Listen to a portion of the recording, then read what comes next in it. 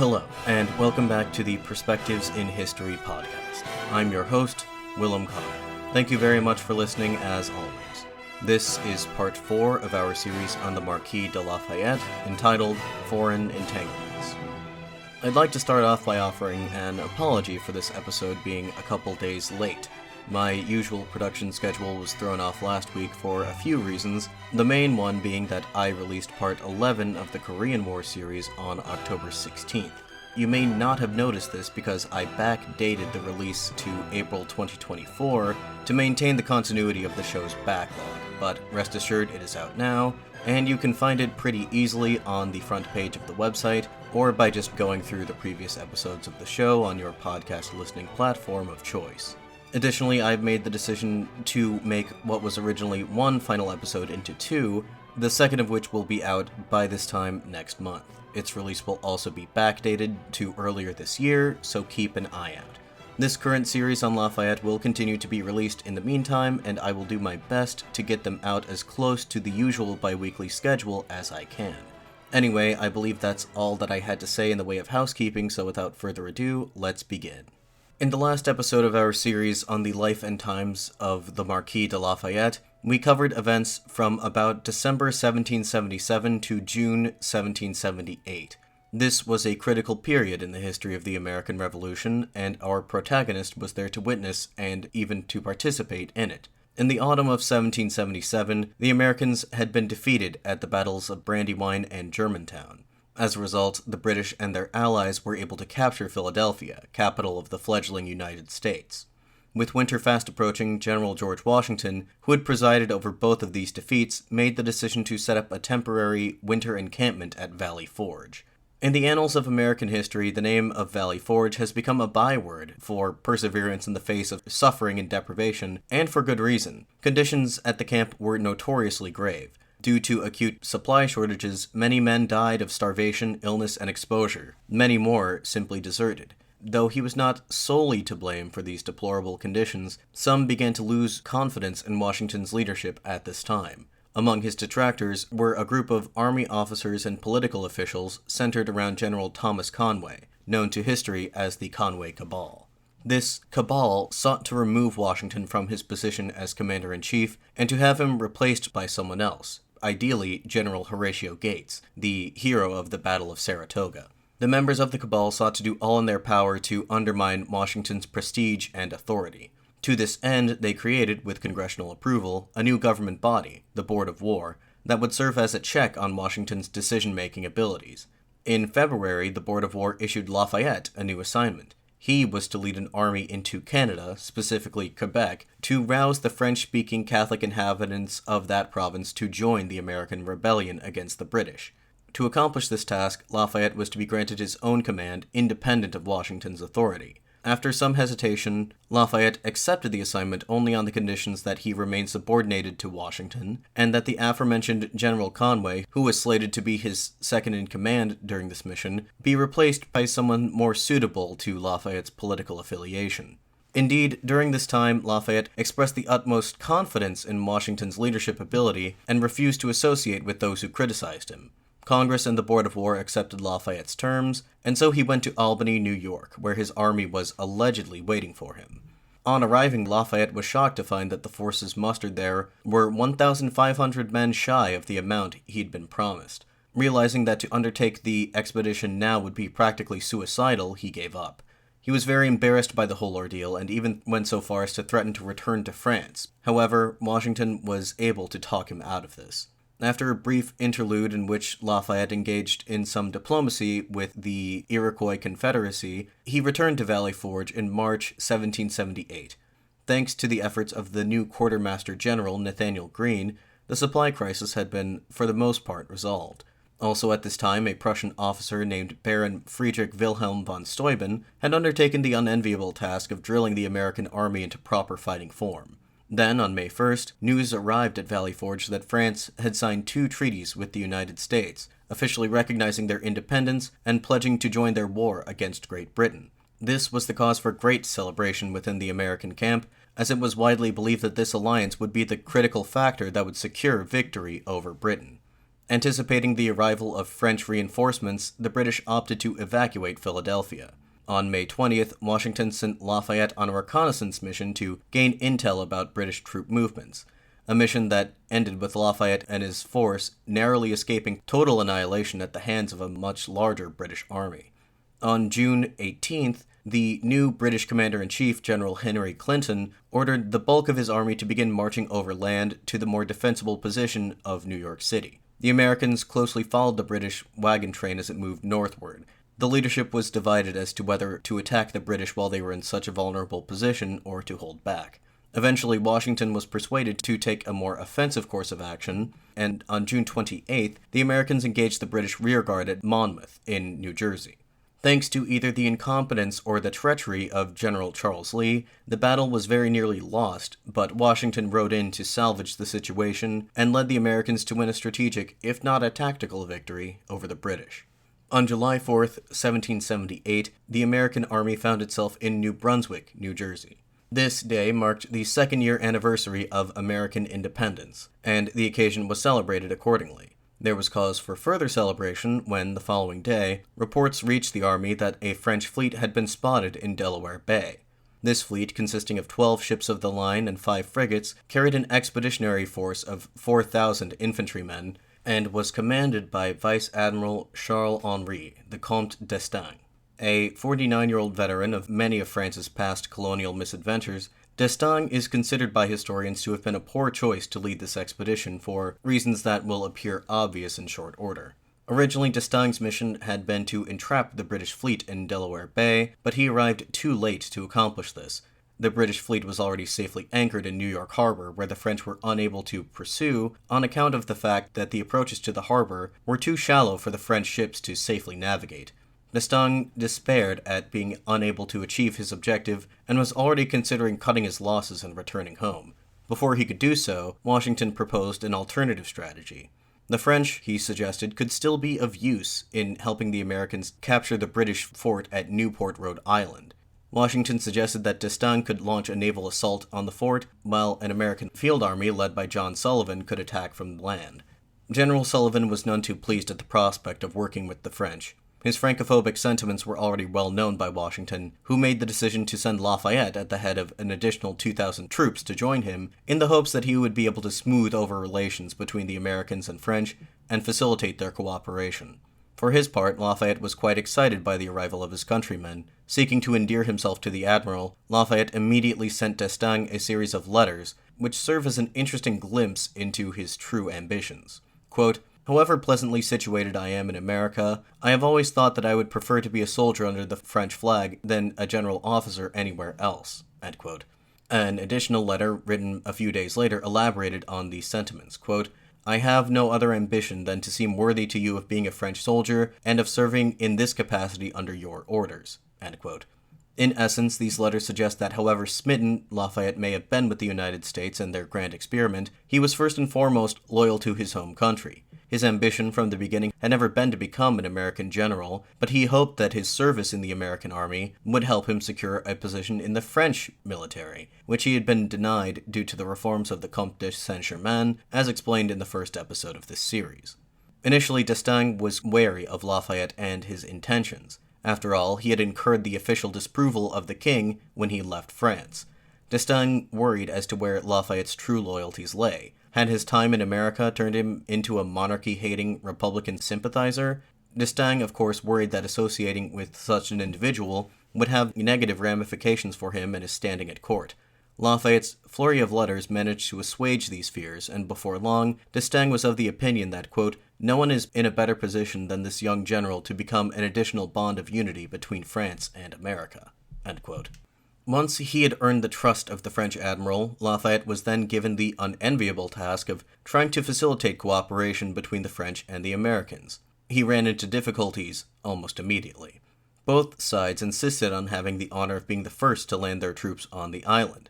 Lafayette did his best to convince each leader of the other's point of view. Speaking to d'Estaing, he reminded him of the fact that this was, of course, America's fight, and that, quote, "It may be vexing for certain people to watch the beautiful monologues of a play performed by foreign actors," end quote. When speaking to Sullivan, on the other hand, Lafayette impressed upon him the urgency to act quickly and decisively, lest the French grow restless. He reported that he, quote, saw among the fleet an ardor and a desire of doing something which would soon turn into impatience if we do not give them a speedy occasion of fighting, end quote. Somehow, Lafayette eventually managed to convince both sides to agree on a plan of action that would involve both of them attacking simultaneously. The date was set for August 10th. The British, sensing that an attack was inevitable, made preparations to withdraw from the fort to the safety of Newport itself. General Sullivan, anxious to catch the British off guard, launched his attack several hours ahead of schedule. The French were incensed at the perceived insult. John Lawrence, who was aboard one of the French vessels at the time, told of the French reaction to his father, quote, this measure gave much umbrage to the French officers. They convinced their troops as injured by our landing first, and talked like women disputing precedence in a country dance, instead of men engaging in pursuing the common interest of two great nations, end quote. As the initial stages of the American assault unfolded, and the French remained aboard their ships grumbling amongst themselves, a British fleet appeared on the horizon. Rather than risking being trapped in the harbor, D'Estaing opted to set out and engage the British on the open sea. Sullivan was enraged to find that the French had abandoned the battle and left him without the naval support that he had been promised. At sea, the approaching British fleet turned around rather than face their French adversaries and set sail back for New York. The French fleet pursued the British for the next 36 hours or so until they were right on their heels.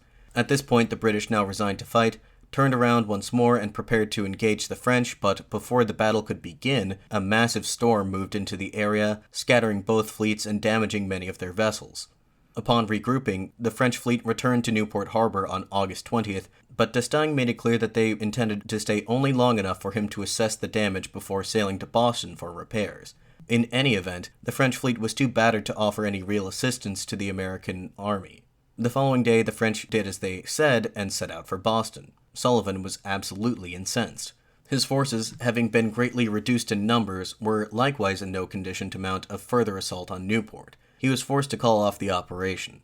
He wrote a missive denouncing D'Estaing's withdrawal as being, quote, derogatory to the honor of France, destructive in the highest degree to the welfare of the United States of America, and a highly injurious insult to the alliance between the two nations, end quote. Lafayette, patriotic to a fault, could not tolerate such brazen attacks against his own countrymen. He refused to stand idly by while their honor was being impunged. As he reported back home, quote, I told these gentlemen that my country was more dear to me than America, and that whatever France did was always right, end quote. He even went so far as to offer to settle the matter on the dueling ground, if need be. With tensions running so high, the future of the Franco-American alliance was at stake. The thankless task of easing tempers naturally fell to George Washington. In order to assuage Lafayette's pride, he wrote him a very conciliatory message that read in part, quote, I feel for you and for our great allies, the French. I feel myself hurt also at every illiberal and unthinking reflection that has been cast upon the Count d'Estaing and the fleet under his command, and lastly, I feel for my country. Let me entreat you, therefore, my dear Marquis, to take no exception at unmeaning expressions uttered perhaps without consideration, but in a free and republican government you cannot restrain the voice of the multitude. Each man will speak as he thinks, or more properly, without thinking. Let me beseech you to afford a healing hand to the wound that has unintentionally been made. I, your friend, have no doubt that you will use your utmost endeavors to restore harmony, that the honor, the glory, and the mutual interest of the two countries may be promoted and cemented in the finest manner, end quote. After issuing a similar apology to D'Estaing, Washington then wrote to Sullivan and the other American officers who had expressed their grievances with the French. He reprimanded Sullivan for his impudent insults to D'Estaing, reminding him that the alliance with France was absolutely critical for achieving victory, and that if anything, the failure at Newport only served to prove this point. He encouraged Sullivan and the others to accommodate the French as best they could, for their own sake as well as his. Relying on Lafayette to smooth things over, Washington ordered him to go to Boston to coordinate with local leaders to ensure that the French fleet got the repairs it needed. Anxious to bring about a reconciliation, Lafayette raced to Boston on the night of August 29th. The French fleet had arrived in the harbor just a few hours ahead of him. Much to his dismay, however, Sullivan's anti-French manifesto had also reached the city before he did. Lafayette found the city rife with tension. Sullivan's manifesto found fertile ground throughout New England, and in Boston especially, where memories of the 7 Years' War ran deep. as did anti-French sentiment. The French sailors and Marines had received a less than warm welcome from the Bostonians. When a group of them tried to disembark, they were attacked by a mob. The city's shipbuilders refused to repair the French fleet. Lafayette immediately called on John Hancock, one of Boston's preeminent citizens, in the hopes that he could use his influence and popularity to diffuse tensions. Luckily, Lafayette found Hancock to be amenable. He interceded with the city's shipbuilders on behalf of the French and convinced them to begin working on repairs. He then formally invited Lafayette and D'Estaing to a dinner at his home, a public gesture that served to convince the people of Boston of the friendly intentions of the French. After helping to resolve the situation in Boston, Lafayette rode back north to help coordinate the American retreat from Newport. The evacuation was already well underway by the time that he arrived on the scene. Only a rear guard of a little less than 1,000 men had yet to make it away. Lafayette still insisted on offering his assistance to this endeavor, and Sullivan was in no place to refuse. In the dead of night, Lafayette led the remainder of the men to safety in the nick of time. By dawn, another British fleet bearing 5,000 reinforcements arrived at Newport. In his report to Washington, Sullivan praised Lafayette's efforts. Quote, "He led the retreat in excellent order. Not a man was left behind, nor the smallest article lost." End quote. Thus concluded the Battle of Newport, an ultimately indecisive endeavor, significant only insofar as it marked the first occasion of French and American cooperation in the field. All things considered, it was a less than auspicious beginning to the Franco-American alliance, but not a completely catastrophic one. The following month saw Lafayette encamped near the city of Bristol in Rhode Island. He had yet to be recalled back to Washington's headquarters, and he felt his idleness and separation from Washington rather acutely. On September 21st, he sent Washington a letter that read in part, quote, "I long, my dear General, to be with you. Our separation has been long enough, and I am here as inactive as anywhere else." End quote. In his inactivity, Lafayette used his characteristically overactive imagination to concoct new schemes, as he so often did in such situations. He wrote incessantly to D'Estaing with new strategies, such as another invasion of Canada and a naval campaign against British colonies in the Caribbean. He urged D'Estaing to pitch these plans to Washington as if they were his own. At some point in time, he resolved to challenge one of his British adversaries to a duel. This particular Englishman was the Earl of Carlisle, who was the head of a team of British diplomats who were attempting, albeit unsuccessfully, to negotiate an end to the war. In trying to exploit latent anti-French sentiments among the Americans so as to effect a breach of their alliance, Carlisle had made some unsavory comments about the French and their involvement in the conflict. He urged the Americans not to trust their new quote-unquote allies. He described the French as, quote, "the enemy of all civil and religious liberty, with the perfidy so well known as to not require any new proof." End quote. Naturally, such statements inflamed Lafayette's feelings of patriotism, and so he wrote to Carlisle, challenging him to a duel. As he confessed to D'Estaing, he was motivated to challenge Carlisle less out of a desire to avenge his country's honor as he was by boredom. Quote, "I have nothing very interesting to do out here, so I may as well kill Carlisle." End quote. When Lafayette's challenge reached Carlisle, the Earl simply laughed it off. In his response, Carlisle wrote, quote, "I confess I find it difficult to make a serious answer. In such matters of official business, I answer only to king and country." End quote. Lafayette was clearly itching for some sort of action, but such an opportunity was not to come around in the near future. The campaigning season was drawing to a close, and Washington was preparing once more to lead the army to winter quarters. On September 25th, Washington wrote Lafayette a letter authorizing him to return to France for the winter. Quote, "If you have entertained thoughts, my dear Marquis, of paying a visit to your court, to your lady, and to your friends and family this winter, but waver on account of an expedition into Canada, friendship induces me to tell you that I do not conceive that the prospect of such an operation is so favorable at this time as to cause you to change your views." End quote. Lafayette also received another letter from his father-in-law around this time. This was the first time that Duke d'Ayen had written to Lafayette since his initial departure for America a year prior. To Lafayette's great delight, the Duke's letter was one of reconciliation. He forgave Lafayette for his past transgressions and encouraged him to return home, where he would be welcomed with open arms. Immediately, Lafayette began to plan a trip back to France. In his excitement, he dashed off the following message to his wife Adrienne, quote, "If anything could lessen my pleasure in writing to you, my sweetheart, it would be the cruel thought that I must write to you from a corner of America where everyone I love is 2,000 leagues away from me. But I have reason to believe that this will not be for long, and that the moment of our reunion is not so far off. Oh, my sweetheart, when shall I be near you? When shall I be able to hold you in my arms and kiss you 100,000 times? Kiss my daughter for me, and teach her to love me. Goodbye, goodbye. We shall not be apart for very long." End quote. While Lafayette was undoubtedly excited at the prospect of being reunited with his wife, and of seeing his newborn daughter Anastasie for the first time, other factors motivated him to return to France at his first opportunity.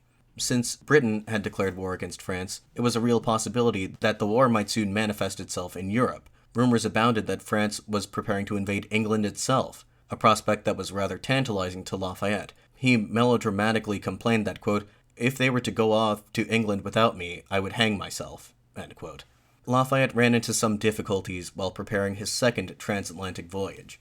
As you'll recall, the Victoire, the vessel that he had purchased to make his initial journey to the New World, hit a sandbar and sank off the coast of South Carolina shortly after depositing Lafayette and company ashore.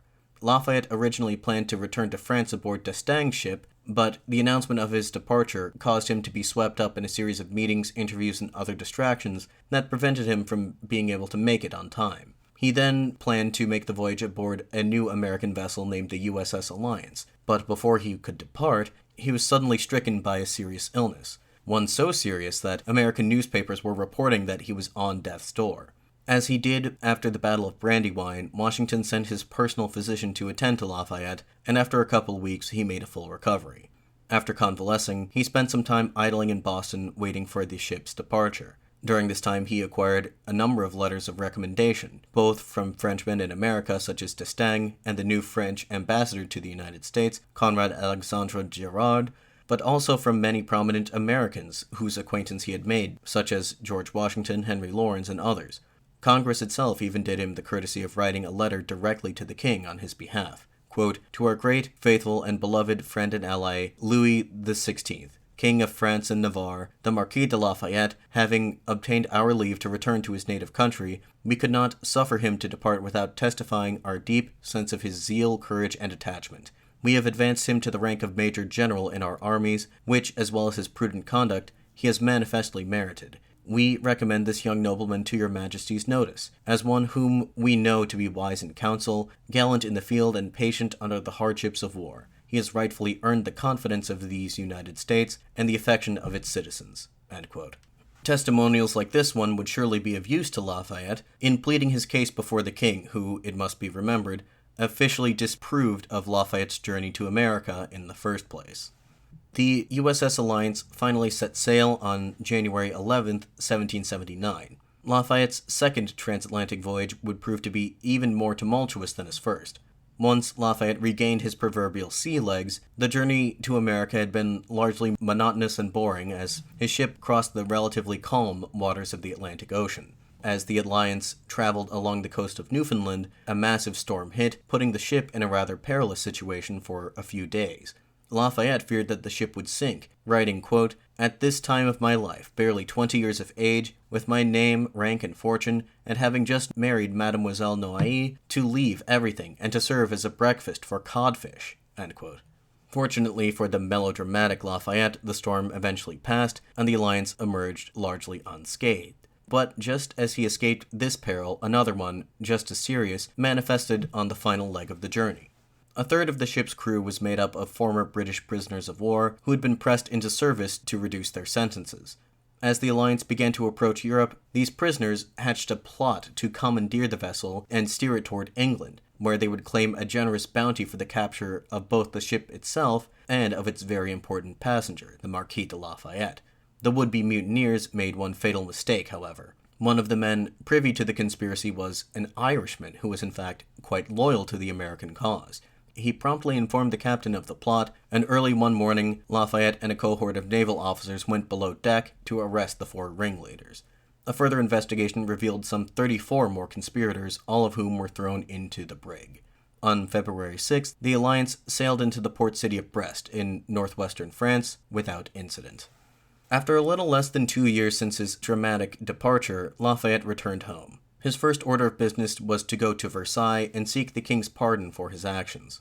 There was still an outstanding warrant for his arrest, after all. He reached the palace at 2 in the morning. It was far too early for him to get an audience with the king or his ministers, but he arrived just in time to crash a party that was being held at the nearby house of his cousin, the Prince de Poix.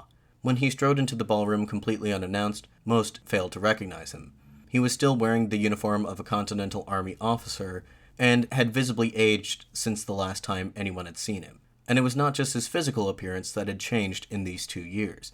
As we discussed previously, Lafayette's exploits in the New World were well known in Versailles and in France at large. In his absence, his reputation had been transformed. He had become a veritable celebrity. The moment the partygoers realized who he was, he instantly became the center of attention, hailed with applause, cheers, and toasts to his good fortune. This was not the timid and awkward country bumpkin the denizens of Versailles had once known. Lafayette now carried himself with confidence and pride. Where once he had been visibly uncomfortable in social settings like these, he now appeared to glide effortlessly through them. And while he had incurred the king's disfavor by leaving for the New World, the course of events had vindicated his bold action. As he himself put it, quote, "I had left a rebel and a fugitive, and returned in triumph as an idol." End quote. The next morning, Lafayette's cousin escorted him to finally face the king. Protocol dictated that the king could not grant a direct audience to someone who had incurred royal disfavor. So, Lafayette was instead granted a meeting with 2 of the king's ministers, the prime minister, the Comte de Maurepas, and the foreign minister, the Comte de Vergennes, both of whom he found to be sympathetic. After a series of meetings that took up practically the entire day, the verdict came down. The king would not meet with Lafayette at this time. He was to be placed under house arrest as punishment for the defiance of his Majesty's will. As Lafayette put it, quote, "I was interrogated, complimented, and exiled, but to Paris. Instead of honoring me with a cell in the Bastille, the king chose the precincts of the Hôtel de Noailles as my prison." End quote. Lenient as this sentence was, it was commuted within a week when the queen interceded on his behalf.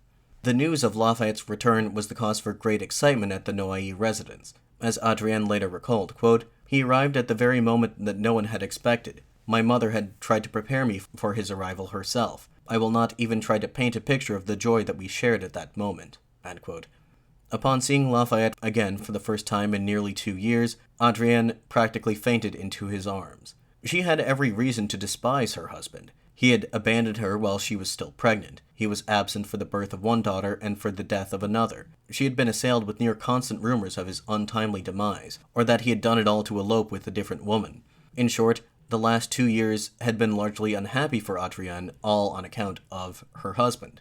But in spite of it all, she found it in herself to forgive him. She genuinely loved him, and he genuinely loved her, something that was somewhat of a rarity among European noble marriages.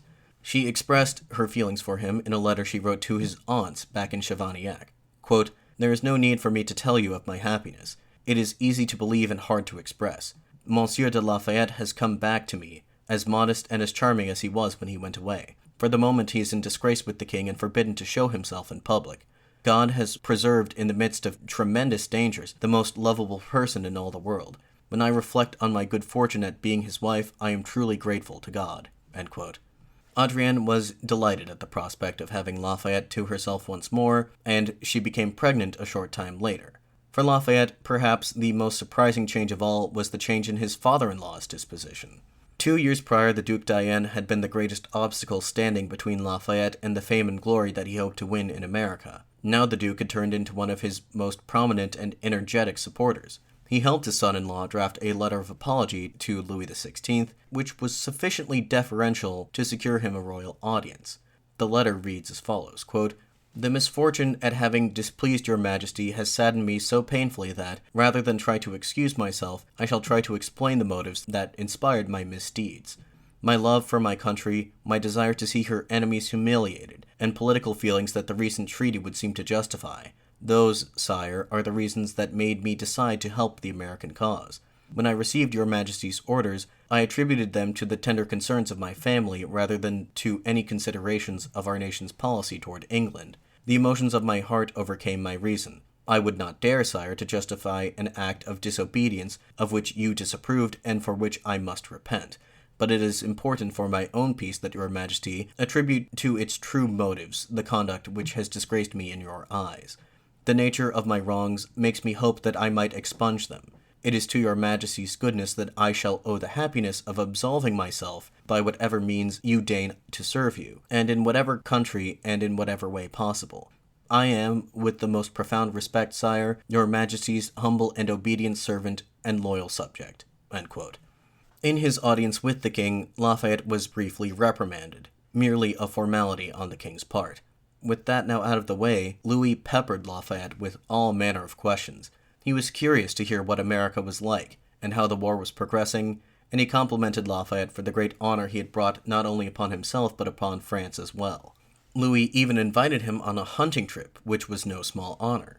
Even Queen Marie Antoinette, to whom Lafayette had previously been the object of ridicule, helped to laud further honors upon him, arranging his promotion within the French army to the rank of colonel, and giving him command of a regiment of the King's Dragoons, one of the army's most elite units. With his sentence formally commuted, Lafayette was now allowed to re-enter polite society. Everywhere he went, he was greeted by thunderous applause and standing ovations. Madame Campan, a lady-in-waiting to the Queen, wrote that during the performance of an opera that Lafayette attended, the audience interpreted the following verses as a deliberate homage to him. Quote, "I admire his prudence, I admire his courage. With these two virtues, a warrior is ageless." End quote. As Campan recalled, quote, "These verses were applauded and asked for again and again. There was no place where the help given by France to the cause of American independence was not ecstatically applauded." End quote. As Lafayette reported to Washington, quote, "I enjoyed both the favors of the court of Versailles and celebrity status in Parisian society. They spoke well of me in all circles. I had everything I'd always wanted, the acclaim of the public and the affection of those I love." End quote. His old friend, the Comte de Ségur, wrote the following assessment of Lafayette's newfound fame. Quote, "His faraway exploits had captured the imagination of his homeland. Ever since Paris first learned of the battles in which Lafayette and his comrades in arms burnished in the name of France, the approbation was universal. Even people who had opposed his most foolhardy enterprise now applauded him. The court nearly burst with pride, and all the young men envied him." End quote. Ségur even credited Lafayette with providing the main impetus for the government's decision to ally with the United States. Quote, "Thus, public opinion, declaring itself more and more for war, made it inevitable, and dragged along a government too weak to resist such an impulse." End quote.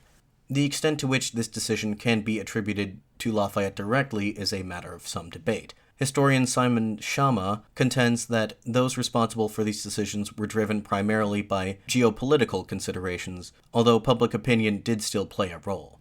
Quote, "It would be naive to imagine that popularity alone could have pushed France down the road to a more aggressive intervention in the American war, had not Vergennes and Maurepas, the king's ministers, decided upon that course of action for reasons wholly unconnected with liberty or other fanciful modern notions.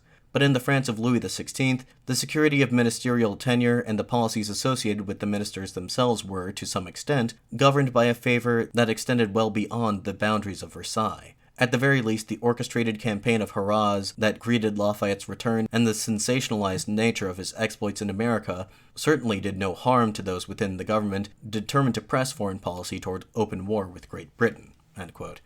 Still, amid all this pomp and circumstance, Lafayette's thoughts remained preoccupied with the war in North America. As he later recalled, quote, "Accustomed to seeing matters of great import sustained by slender means in America, I said to myself that the price of one evening's dinner in Paris would have fully resupplied the American army. As Monsieur Maurepas suggested, I would have gladly stripped Versailles of its furnishings to have clothed these men." End quote. Through the winter and spring of 1779, Lafayette moved frequently between Paris and Versailles, meeting with both French and American officials alike, relentlessly lobbying them to make the most that they possibly could of their alliance. During this time, Lafayette became an acquaintance and close collaborator of Benjamin Franklin, who is a figure I've referenced a few times already but have not spoken about at any length. Perhaps the most famous founding father of the United States next to Washington himself, Franklin was a man of many trades, a writer, philosopher, an inventor, a statesman, and most recently a diplomat.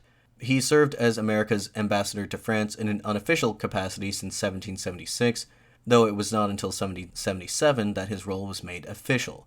Temperamentally, the sage 73-year-old Franklin and the excitable and passionate 20-year-old Lafayette may not have seemed to be the most compatible, but they held in common a love for the United States and an ardent desire to see the American experiment succeed.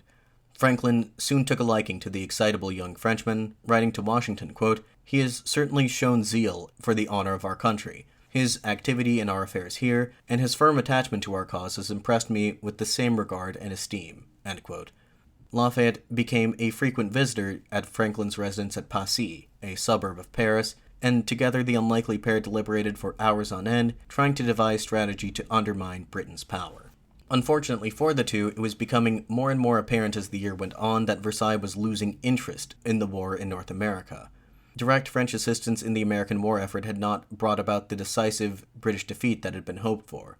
Moreover, continued aid to the United States was placing heavy strains on the kingdom's treasury, putting the state on the verge of bankruptcy. This will be quite important to our narrative later on, so keep this in mind.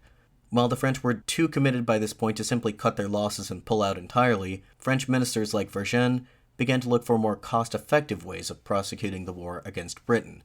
As I explained previously, a major factor that had influenced Lafayette's decision to return home was a widespread rumor that the French were gearing up for an invasion of the British Isles. These rumors turned out to be false, but that did not stop Lafayette and Franklin from concocting a plot to do so themselves.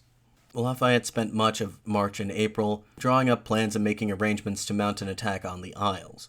These attacks would not take the form of an invasion with the intent of outright conquering Britain, but rather a series of naval raids on coastal cities like Bath, Liverpool, Lancaster, and Whitehaven. Their objective would be twofold: to keep enemy forces preoccupied with the defense of the Isles instead of fighting in North America, and to acquire much-needed loot to replenish the French treasury. To carry out such an audacious scheme, an audacious leader was needed. Luckily, there was one readily at hand: John Paul Jones, an infamous American naval captain who had already carried out numerous naval attacks against British targets practically across the world. At this time, Jones was passing the winter in France, putting him well within reach of Franklin and Lafayette. At first, Franklin worried that the captain would be hesitant to work with Lafayette on account of his youth. Hoping to avoid a repeat of Newport, Franklin wrote to Jones about Lafayette, quote, "I am persuaded that, whatever authority his rank and strictness gives him, he will not have the least desire to interfere with you. There is enough honor to be had for the both of you. There is not only a junction of land and sea forces, but also a junction of Frenchmen and Americans, which increases the difficulty of maintaining a good understanding. A cool, prudent conduct in the leadership is therefore all the more necessary." End quote. Franklin's message got across to Jones, with Jones pledging to do his utmost to cooperate with Lafayette and his countrymen, stating, quote, "Where men of fine feeling are concerned, there is seldom misunderstanding." End quote. Working closely with Jones, Franklin, and others, Lafayette spent much of the spring of 1779 making preparations for the anticipated campaign, and as spring turned to summer, Lafayette was growing increasingly anxious to get this plan underway. Suddenly in May, Lafayette was given new orders directly from Versailles. He was to join his regiment of the King's Dragoons in the town of Saintes, in the southwestern half of the country. This transfer seemed to signal the end of his scheme to attack England, but before despair could properly take hold of him, news from France's neighbors to the southwest, Spain, buoyed his hopes even higher. The kingdoms of France and Spain were at that time ruled by members of the same dynasty, the House of Bourbon. Louis XVI and King Charles III of Spain were cousins. On account of their dynastic ties, the two countries had made an unofficial pact to help each other in times of war. But although France had been officially at war with Britain for about a year or so now, Spain had yet to enter the conflict.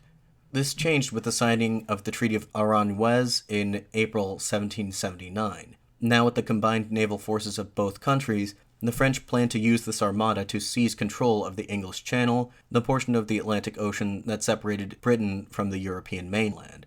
To Lafayette's great delight, the French government had decided to attempt a full-scale invasion of Britain after all. As soon as he was told of this new plan, he immediately wrote to Vergennes, requesting to be on the very front lines of this operation. Quote, "Do not forget that I love the trade of war passionately, that I consider myself born especially to play that game, and have been spoiled for 2 years by the habit of having been in command and of winning great confidence. After all that, Monsieur Foreign Secretary, judge whether I have the right to be first to reach that shore, the first to plant the French flag in the heart of that insolent nation." End quote. Lafayette spent the next 2 months anxiously awaiting the arrival of the Franco-Spanish Armada in the port city of Le Havre in northern France. The long-awaited Armada finally reached there in early August, but it was hardly a sight to behold. Over the past few months, a combination of inclement weather and an epidemic of smallpox, compounded with bureaucratic incompetence, had reduced the fleet to a rather pitiful state.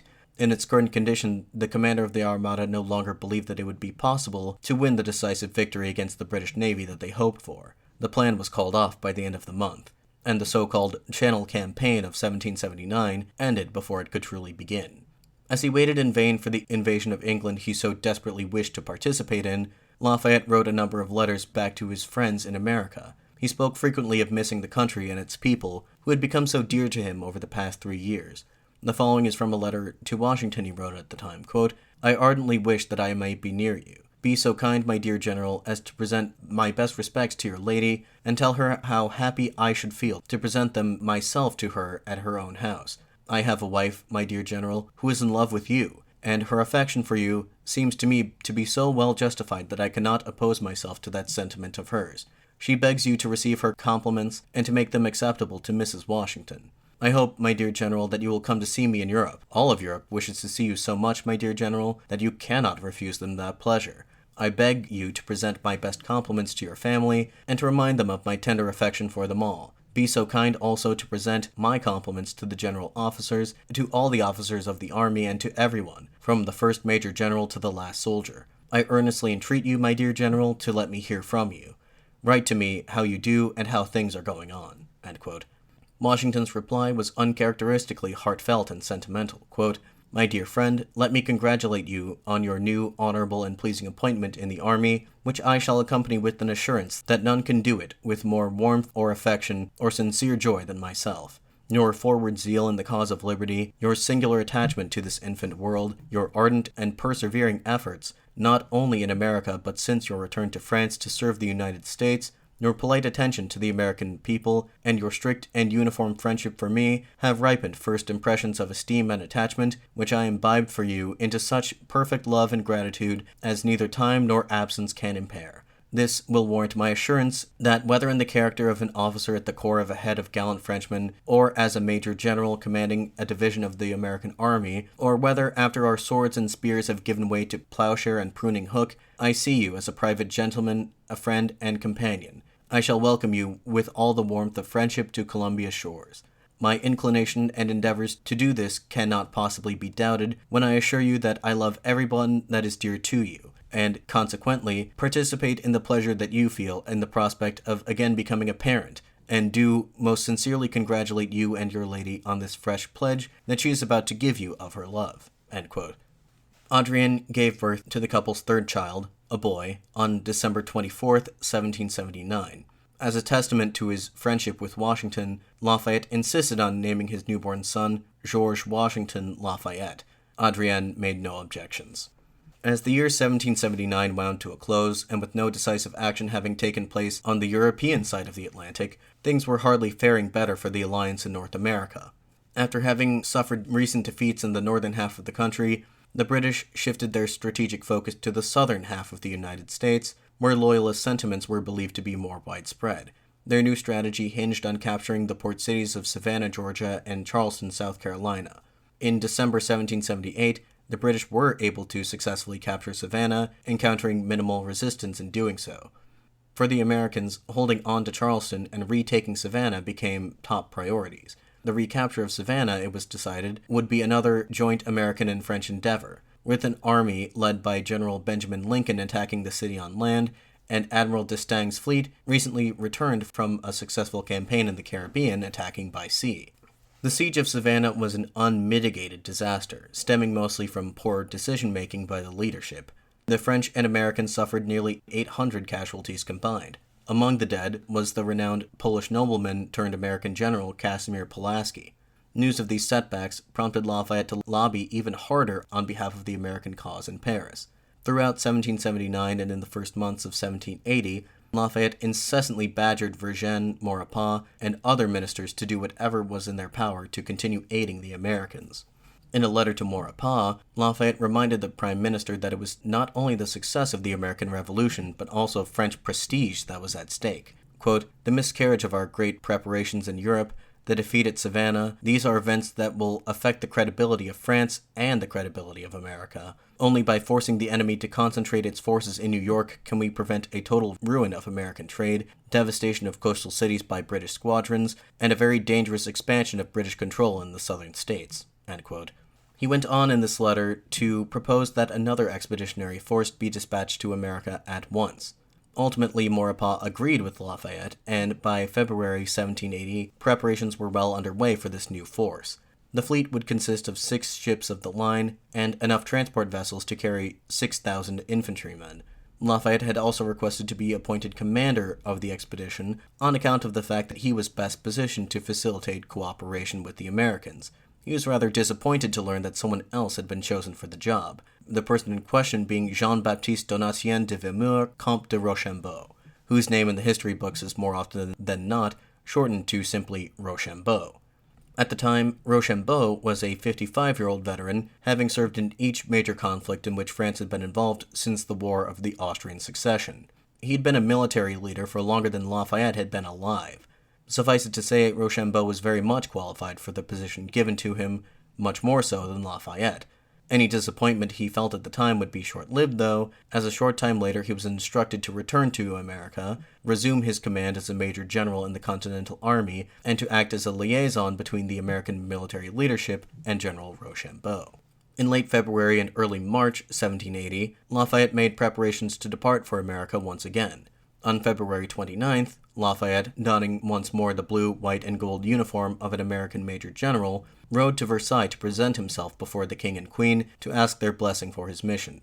This was drastically different from what had happened 3 years ago, when he practically had to sneak out of the country. After having bade farewell to King Louis and Queen Marie Antoinette, Lafayette paid a visit to Benjamin Franklin at his home in Passy. As a token of his gratitude for helping to bring about the Franco-American alliance, Franklin sent Lafayette along with a kindly worded letter to Congress. Quote, "The Marquis de Lafayette, who during his residence in France has been extremely zealous in supporting our cause on all occasions, returns now to fight for it. He is infinitely esteemed and beloved here, and I am persuaded he will do everything in his power to merit a continuance of the same affection from America." End quote. Lafayette spent his few final days in France with his family. He and Adrienne had become closer than ever over the past several months. Lafayette even took the exceedingly rare step of giving his wife power of attorney, effectively making her the arbiter of his finances. Immediately after doing so, Lafayette took out a loan of 120,000 livres, which is equivalent to 1.2 million US dollars today, with the intention of using that money to outfit an entire American division. Lafayette's aunts in Chavagnac warned their nephew that he was, quote, purchasing glory at the expense of his fortune, end quote. To which Lafayette responded that glory was beyond any price. Adrienne stood by her husband. She understood that winning, or in this case purchasing fame and glory in America, was something that Lafayette felt that he had to do. After all, most other noblemen of this period would have felt much the same way. Nevertheless, Adrienne was devastated that her husband was to leave her once more after having just returned. Although this time his departure was announced well in advance, the grief that Adrienne experienced upon Lafayette leaving her for the second time was more severe than the first, as evidenced by the fact that she was practically bedridden with depression for 2 weeks afterward. On March 6, 1780, Lafayette tore himself from the warm embrace of his family and traveled to the port town of Rochefort in southwestern France, and boarded a French frigate called the Hermione. Just before he boarded that ship that would transport him back to the New World, Lafayette dashed off a letter to his grieving wife, expressing the despair he felt at having to leave her and the children again. Quote, "I have stopped here, sweetheart, to tell you how sad I am at leaving you, how much I love you, how much my happiness depends upon you, and how moved I am by your anguish at my leaving. Oh, my dearest sweetheart, well though I thought I knew my feelings for you, I could never have imagined that leaving you would hurt me so, or that our parting would prove so cruel. Love me, take care of yourself, and believe that I love you to distraction." End quote. This time, the journey to the New World proved an entirely uneventful affair, and on April 27th, after 38 days at sea, the Hermione arrived at Marblehead, Massachusetts. The following day, Lafayette rode into Boston, where he was received warmly by the populace. In a letter to her husband John, Abigail Adams reported that, quote, "Last week arrived at Boston the Marquis de Lafayette, to the universal joy of all those who know the merit and worth of that nobleman. He was received with the ringing of bells, the firing of the cannon, bonfires, and so on." End quote. As much as he would have liked to celebrate with the people of Boston for longer, Lafayette's thoughts remained fixed upon the war, and he was anxious to return to Washington's side. Upon coming ashore, Lafayette, practically trembling with excitement, immediately wrote a message to Washington, reading, quote, Here I am, my dear General, and in the midst of the joy I feel in finding myself again one of your loving soldiers, I take the time to tell you that I have come from France aboard a frigate which the king gave me for passage. I have affairs of the utmost importance to communicate to you alone. In case my letter finds you anywhere this side of Philadelphia, I beg you to wait for me, and do assure you that a great public good may be derived from it. Tomorrow we go up to Boston, and the day after I shall set off in my usual way to join my beloved and respected friend and general. Farewell, my dear General. You will soon again know the hand of your young soldier." End quote.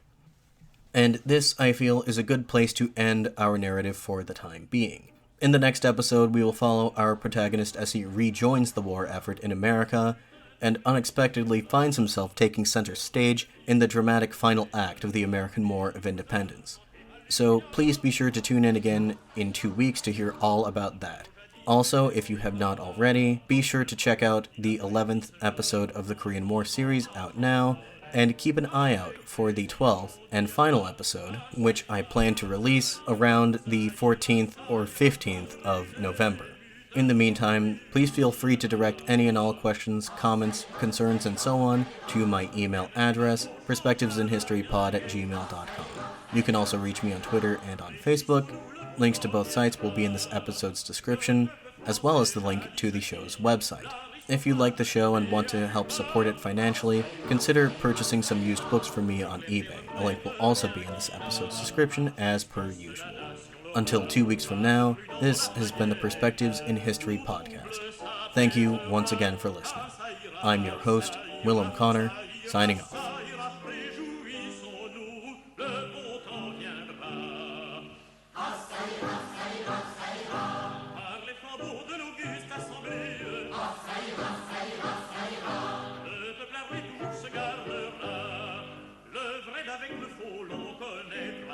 Citoyen pour le bien soutiendra. Ah, ça ira, ça ira, ça ira.